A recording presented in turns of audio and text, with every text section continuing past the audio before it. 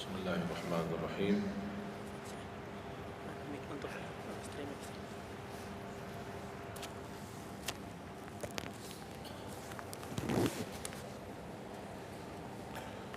السلام عليكم ورحمة الله وبركاته. الحمد لله رب العالمين، أشهد أن لا إله إلا الله وحده لا شريك له ولي الصالحين، وأشهد أن سيدنا ونبينا محمدا عبده ورسوله الصادق الأمين. اللهم صل وسلم وبارك على سيدنا محمد وعلى آله وصحبه ومن تبعهم بإحسان إلى يوم الدين. سبحانك لا علم لنا إلا ما علمتنا إنك أنت العليم الحكيم. Para hadirin, kaum muslimin, muslimat, mukminin, mukminat, semoga senantiasa dimuliakan dan diberkahi Allah Subhanahu wa taala. Dalam kesempatan yang singkat ini, saya ingin mengingatkan beberapa amalan. Menurut saya amalan ini rata-rata sudah ditahu oleh orang dan hafal, tapi cukup banyak yang melalaikan, tidak menyadari amalan yang sederhana ini dianugerahkan oleh Allah dengan pahala yang amat-amat besar. Yang pertama, bacaan Al-Quran.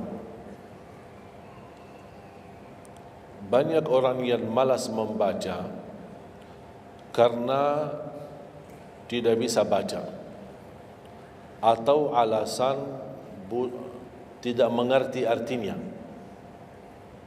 Daripada saya baca tak faham artinya, mendingan tak usah baca.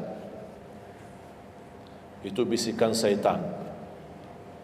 Yang membisiki seperti ini adalah syaitan. Buat apa kamu baca? Kan kamu tak faham. Mendingan tak usah baca, supaya kita meninggalkan bacaan Al-Quran. Sedangkan dijanjikan oleh Allah SWT dan juga Rasulullah SAW, setiap satu huruf 10 kebaikan, bukan setiap amal. Semua hitungannya dengan amal. Salat 5 waktu dapat pahala 50, salat duha dapat pahalanya, salat qiyamul lail ada pahalanya, sunnah fajar sebelum azan, sudah azan sebelum salat, itu pahalanya sama dengan dunia dan seisinya. Seluas dunia dan seisi ini sunnahnya. Kira-kira gimana yang wajib? Rasulullah SAW bersabda di hadis yang sahih, la aqulu alif lam mim harf, walakin alifun harf wa lamun harf wa mimun harf. Alif lam mim bukan satu huruf, tapi alif satu huruf, lam satu huruf, mim satu huruf. Cuba kalau kita baca setiap hari satu halaman aja, berapa kita mendapatkan nilai pahala? Hitung, silakan. Bawa kalkulatornya dan hitung sendiri. Tak ada yang sia-sia di sisi Allah. Membaca Al-Quran walaupun tidak memahami isinya, tetap terhitung setiap satu huruf 10 kebaikan. Berarti anda tidak sia-sia membaca Al-Quran walaupun tidak faham. Ada orang membaca tapi berbata-bata. Dia merasa salah bacaannya, keliru. Dia sudah berusaha belajar, tapi itu kemampuannya. Didatangi syaitan, dibisikin, salah mulu bacaan kamu. Tak benar bacaan kamu. Waqaf ibtida tak benar, panjang pendeknya tak benar, apalagi hukum tajwid tak benar. Bisa keliru, bisa dosa. Astagfirullah, dosa ya. Udah, terima kasih syaitan. Malah dia terima kasih lagi sama syaitan. Dibisikin, didengarin, diterima, langsung dia rubah, tidak baca. Alasannya takut dosa. Padahal ada berita gembira dari Rasulullah SAW, al-mahiru bil-Qur'ani ma'as safaratil kiramil barara. Yang mahir dalam membaca Al-Quran, nanti di hari kiamat dia bersama malaikat safara kiram barara. Terus ya Rasulullah, gimana keadaan yang berbata-bata itu? Gimana? Walladhi yatata'ta'u fi wa huwa alaihi syaq lahu ajran. Barang siapa yang membaca tapi masih berbata-bata dalam bacaannya, bukan dosa, justru 2 pahala. 1, karena dia mau baca Al-Quran. 2, karena ada berbata-bata, kesulitan dalam membaca. Allah menghargai kesulitan, Allah berikan pahala. Berarti tidak ada rugi sama Al-Quran. Semenjak saya mengambil keputusan tidak memegang HP, saya sadari betapa banyak kita rugi berjam-jam, berhari-hari, berminggu-minggu, bahkan bertahun-tahun kita jauh dari Al-Quran. Aku heran ketika mendengar ada orang yang bisa lewat 1 bulan tapi tidak khatam Al-Quran. 1 bulan, 30 hari, berarti minimal setiap hari 1 juz. Dikali 30 hari, 30 juz. Ada orang 1 tahun tidak khatam-khatam. Syukur kalau khatam di bulan suci Ramadan 1 kali. Habis Ramadan dia tutup Al-Quran. Mohon maaf, ketemu lagi di tahun depan pas Ramadan lagi. Ini keadaan kita. Makanya orang berkata, negeri kita bermasalah terus, negeri kita politiknya begini, negeri kita selalu ada ini. Perbuatan tangan kita. Di mana kita jauh hubungan kita sama Allah, Allah hantarkan musibah sampai kita sadar memperbaiki hubungan kita sama Allah. Salatnya, Qur'annya, ibadahnya. Itu kunci memudahkan dan mengatasi semua masalah. Silahkan rubahkan pemimpinnya berkali-kali, rubahkan aturan negaranya berkali-kali, tidak akan bisa terjadi kebaikan kecuali hubungan kita dari Allah Subhanahu Wa Taala. Semakin baik hubungan kita, semakin dekat Allah yang urus. Tapi kalau kita mengurus sendiri dan kita jauh dari Allah, ya silakan. Kata Allah, silahkan. Wakaltuhu ila nafsi. Aku tinggalkan dia untuk dirinya sendiri. Dan siapa kira-kira yang bisa mengurusi dirinya kalau bukan bertolongan Allah SWT?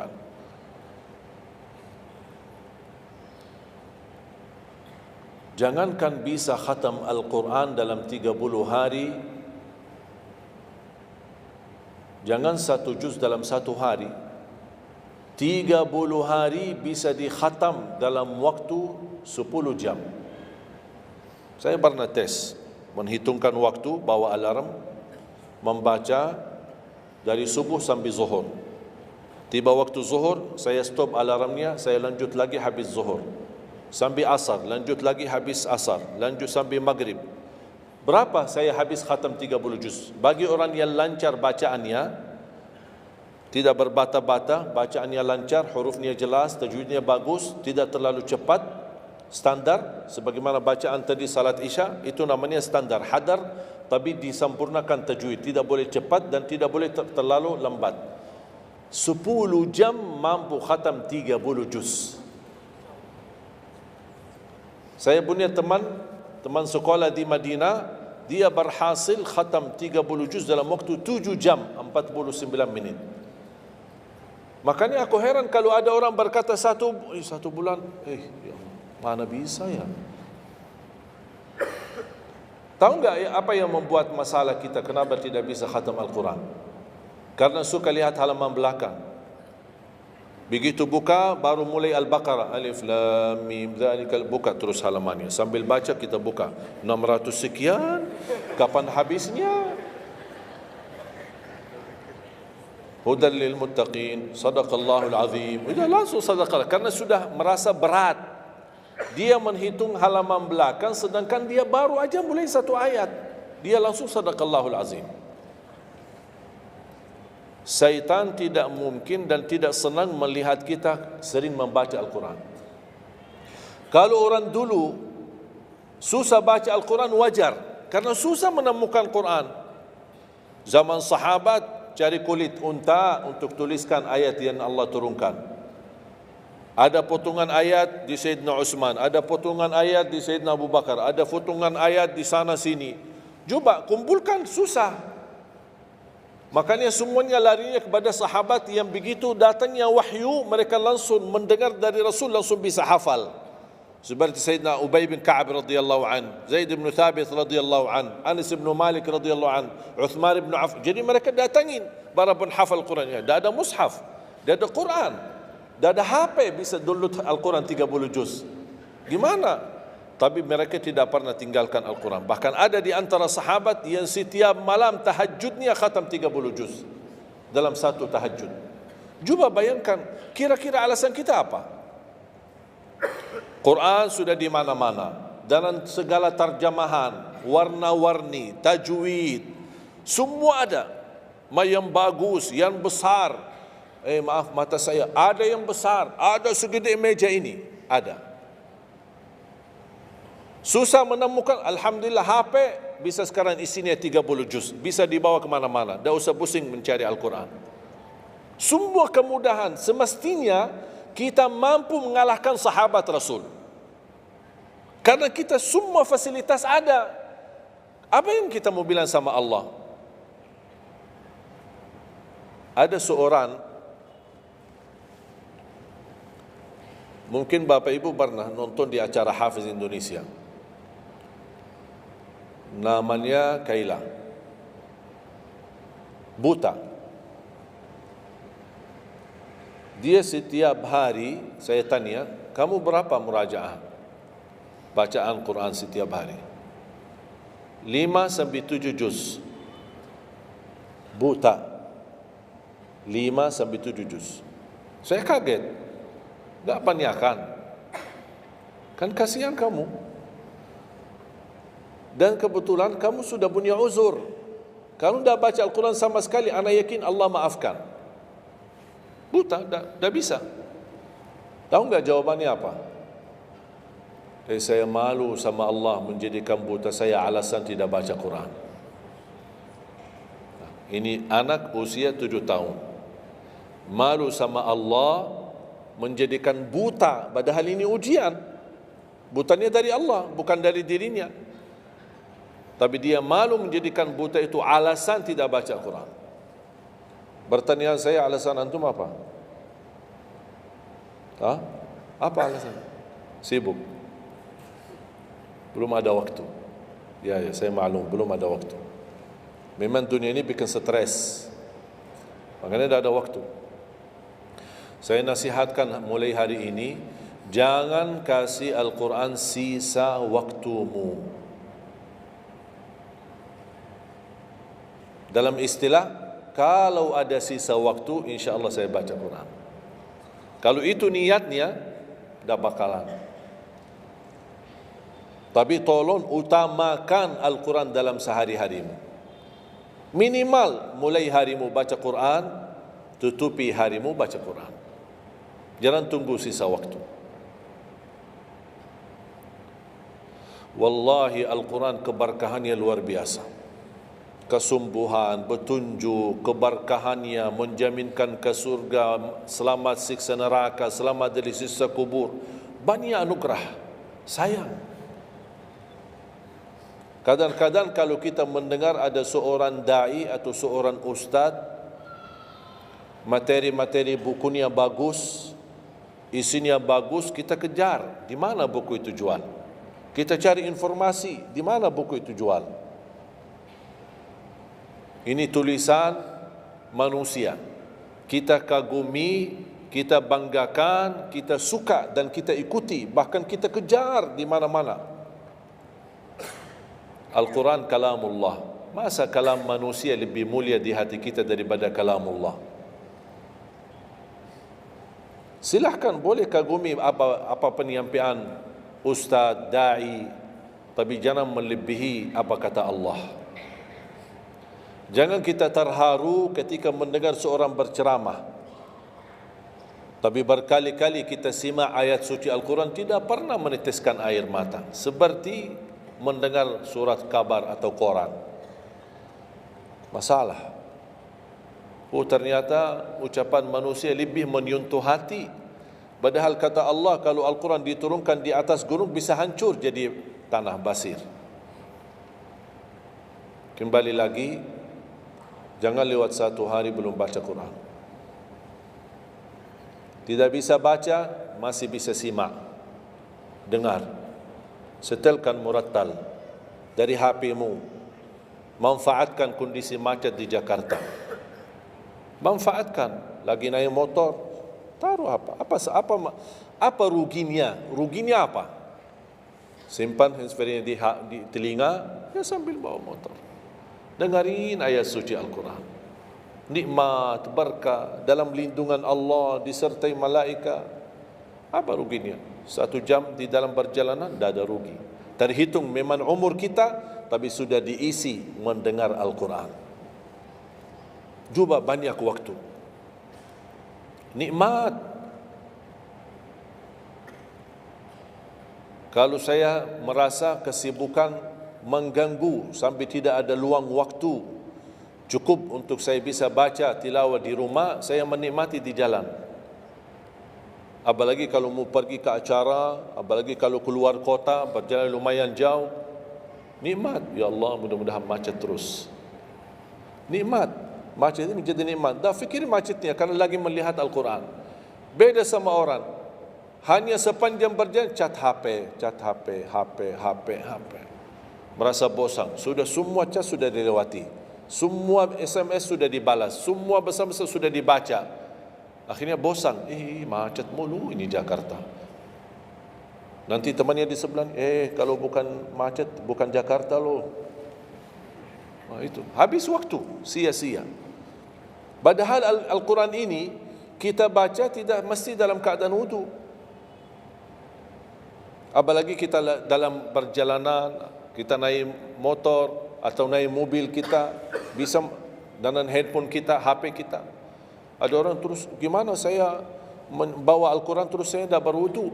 Kan kamu menyentuh HP, bukan menyentuh Al-Quran. Bersentuhan dengan HP. Jadi saya harap, sekali lagi mohon dengan sangat, kalau boleh terima permohonan saya, tolong tinggikan perhatianmu kepada Al-Quran. Ingin berkah rezeki, berkah umur, sihat wal afiat, bahagia selamat dunia akhirat, tolong perhatikan Al-Quran. Semakin banyak perhatian kamu kepada Al-Quran, semakin banyak perhatian Allah kepadamu. Terserah kamu milih. Mau dapat perhatian dari Allah cuma 1 jam, ya udah 1 jam aja baca Quran. Mau perhatian dari Allah selalu, sudah selalu bersama Al-Quran. Karena ini Al-Quran kalamullah, bukan makhluk, bukan diciptakan, diturunkan. Kalamullah, ucapan Allah Subhanahu wa taala. Masa kita tidak tertarik? Cukup karena ini kalamullah, itu sudah cukup membuat kita tertarik. Masa kalam manusia lebih kita tertarik daripada kalamullah? Belum apalagi dijanjikan setiap satu huruf 10 kebaikan.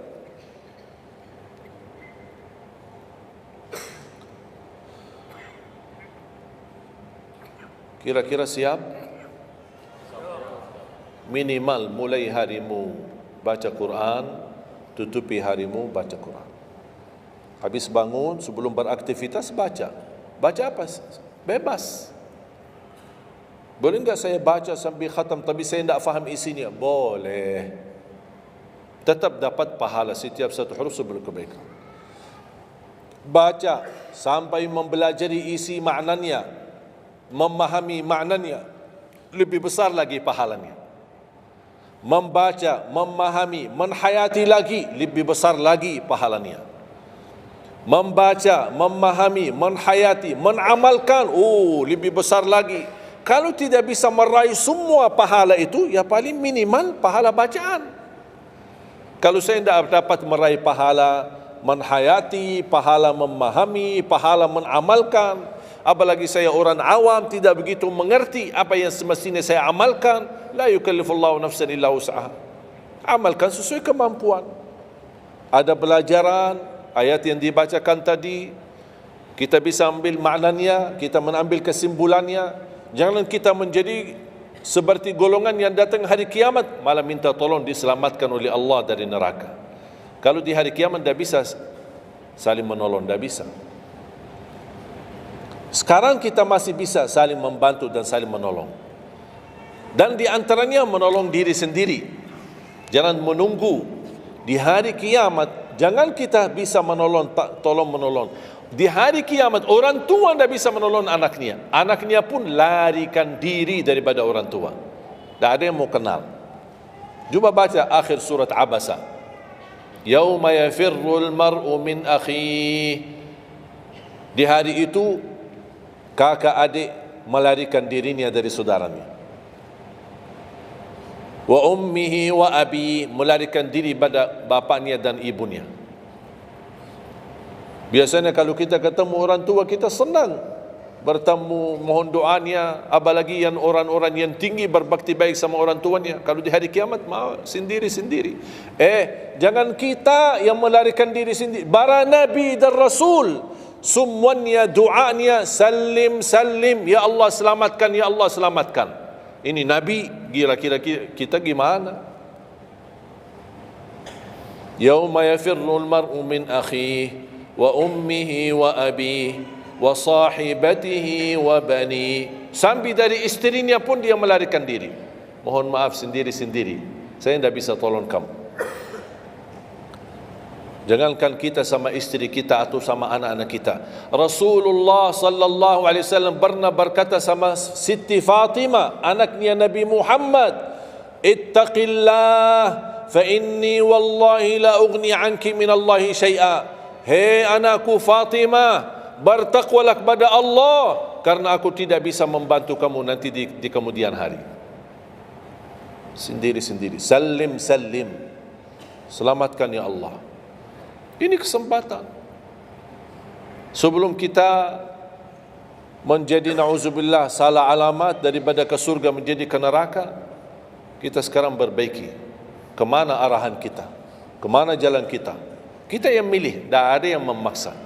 Taat, Allah hanya menyuruh kita taat, tapi Allah tidak pernah maksa. Kira-kira kalau tidak salat dapat pukulan? Dapat pukulan? Ada yang memukul kita? Ada yang melemparkan kita dalam batu sampai bata kepala kita? Ada? Tidak ada. Taat, Allah menyuruh taat, tapi Allah tidak pernah maksa. Sama juga syaitan, menyuruh kita dosa maksiat, tapi syaitan tidak pernah maksa kita. Sebagaimana ayat tadi dibacakan, ayat surah Ibrahim ayat 22, syaitan berkata, aku tidak punya kuasa di atas kalian, tapi aku hanya menyuruh kalian terlalu cepat taati. Kata syaitan, terlalu cepat respon, aku hanya menyuruh. Da'autukum fastajabtum li. Makanya sekarang jangan melialahkan, saya tidak bisa bantu kalian dan kalian pun tidak bisa bantu aku. Kita dua-duanya dijerumuskan dalam neraka, na'udzubillah min dzalik. Oleh karena itu, jemaah sekalian, kesempatan, mumpun masih kita umur, masih punya kesehatan, manfaatkan. Karena akan datang satu saat, sekarang bukan masalah umur, masalah sehat. Tiba-tiba bisa sakit, virus di mana-mana. Kemarin saya punya saudara saya baik-baik aja, tidur bangun sakit, sampai matanya, mukanya macam sakit. Tiba-tiba tak bisa berbicara baik-baik, tak bisa baca Al-Quran dengan baik, tak bisa salat dengan baik. Ini kan mengganggu. Makanya Rasul mengingatkan, ketika anda sehat dan masih punya umur, jangan sia-siakan, karena akan datang satu saat anda tidak sehat dan tidak bisa maksimal ibadah. Selama anda masih bisa dan mampu maksimal ibadah, manfaatkan, jangan dirugikan. Akan datang satu saat anda tidak bisa. Saat anda berdiri, manfaatkan salatmu saat berdiri. Besok akan datang satu saat anda tidak bisa berdiri. Bahkan ada orang yang ingin sekali sujud, tapi dia bisa, karena sakit lutut, dia tidak bisa lipatkan kakinya, tidak bisa sujud. Betapa banyak orang yang merugi ketika dia sehat, dia tidak memanfaatkan dan menikmati ibadahnya. Yang kedua, doa azan. Setiap hari kita mendengar azan 5 kali. Sayang sekali banyak yang sibuk dengan handphonenya. Azan ini panggilan Allah.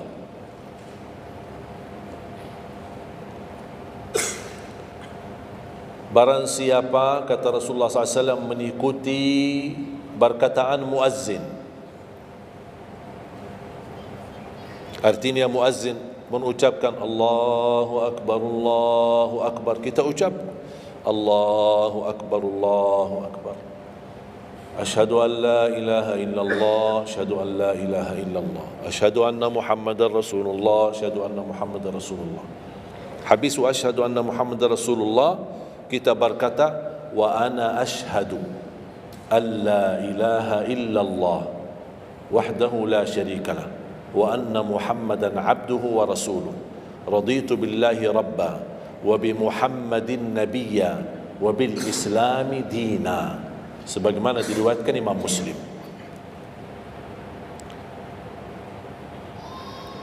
Hayya 'alas salah, kita jawab la haula wala quwwata illa billah. Apa hikmahnya di sini la haula wala quwwata illa billah? Ya Allah, kami tidak punya daya dan kekuatan untuk menghadiri panggilan-Mu kecuali dengan pertolongan-Mu ya Allah. Karena hayya 'alas salah butuh gerak, bergerak, datang. Hayya 'alas salah, panggilan, hey mari salat. Ya Allah, la haula wala quwwata illa billah. Ya Allah, kami tidak punya kemampuan menghadapi godaan dunia, menghadapi hawa nafsunya, menghadapi malas kecuali dengan kekuatan-Mu ya Allah. La haula wala quwwata illa billah. Meraih kemenangan, meraih kemuliaan, hayya 'alal falah. Ya Allah, kami tidak mampu meraih kemuliaan itu kecuali dengan kekuatan dan izin-Mu ya Allah. Allahu Akbar, kita ucapkan Allahu Akbar. La ilaha illallah, kita ucapkan la ilaha illallah. Habis itu apa kata Rasulullah SAW di hadis yang diriwayatkan Imam Bukhari? Thumma salla alayya, selepas itu dia bersalawat kepada Nabi Muhammad. Allahumma salli ala Muhammad wa ala ali Muhammad. Bagi Sayyiduna boleh, tidak bagi Sayyiduna boleh. Selepas itu doa, Allahumma rabb hadhihi ad-da'wati at-tammah was-salati al-qa'imah ati Muhammadan al-wasilata wal-fadilah wab'athhu maqaman mahmudan alladhi wa'adta. Ini ucapan yang saya sampaikan di Sahih Bukhari. Ada riwayat-riwayat yang lain, Allahumma rabb hadhihi ad-da'wati at-tammah was-salati al-qa'imah ati sayyidina Muhammadan al-wasilata wal-fadilata wad-darajata al-'aliyata ar-rafi'ata min al-jannah wab'athhu maqaman mahmudan alladhi wa'adta innaka la tukhliful mi'ad. Innaka la tukhliful mi'ad. Tambahannya diriwayat Imam An-Nasai dan semuanya sahih. Mau milih mana yang anda hafal, mana anda biasakan, silakan. Mau ambil hadis yang diriwayatkan Imam Bukhari boleh, mau ambil yang diriwayat Imam Nasai boleh. Asal jangan sampai begitu dengar azan tidak mengikuti muazzin dan sia-siakan doa itu. Padahal doa sederhana. Siapa yang tidak hafal? Setiap ditayangkan azan di TV selalu dibacakan Allahumma rabb hadhihi ad-da'wati at-tammah was-salatil qa'imah. Saya pernah tanya guru saya, seandainya ketika saya mendengar azan tapi terlalai dengan kesibukan atau telefon mendadak atau apalah urusan, baru saya menyadari ketika muazzin sampai ke hayya 'alas salah, saya belum mengikuti dari awal.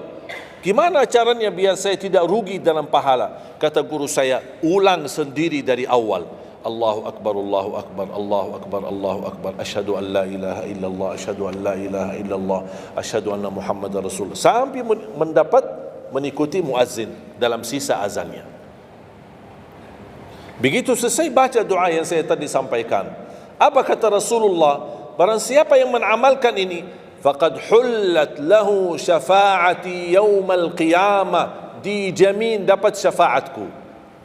5 kali kesempatan tertulis nama kita, jaminan dapat syafaat Nabi Muhammad, tapi kita sia-siakan. Siapa yang tidak mau syafaat Nabi Muhammad? Ini kesempatan. Jangan tunggu hari kiamat baru saya minta, ya Rasulullah tolong syafaatkan. Ini Rasul sudah menawarkan ini sekarang. Mau enggak dapat syafaatku? Ikuti muazzin dan baca doa azan, kemudian dapat syafaatku. Berapa minit? Tak sampai 2 minit. Ikuti muazzin, selesai azan, doanya tak sampai 2 minit. Allahumma salli ala Muhammad wa ala ali Muhammad. Allahumma rabb ad-da'wati at-tammah was-salati al-qa'imah ati Muhammad. Dan sampai akhir. Innaka la tukhliful mi'ad. Berapa lama? 2 minit? 3 minit? Tak apa-apa, 5 minit. Tapi dapat jaminan syafaat Nabi Muhammad. Hanya waktunya cuma 5 minit. Kira-kira siap? Mulai hari ini? Menurut saya, yang saya sampaikan wallahi sederhana, sangat sederhana, tapi butuh perhatian aja, butuh perhatian. Yang ketiga, jangan tinggalkan sunnah qabliyah subuh. Walaupun anda malas menjaga sunnah qabliyah ba'diyah. Kalau anda merasa diri malas, banyak kan ada sunnah qabliyah ba'diyah. Kan ada sunnah qabliyah zuhur, ba'diyah zuhur, ada qabliyah ba'diyah maghrib, ba'diyah isya, qabliyah subuh. Kalau anda merasa malas melaksanakan sunnah-sunnah, minimal jangan tinggalkan sunnah subuh. Pahalanya lebih besar daripada dunia dan seisinya.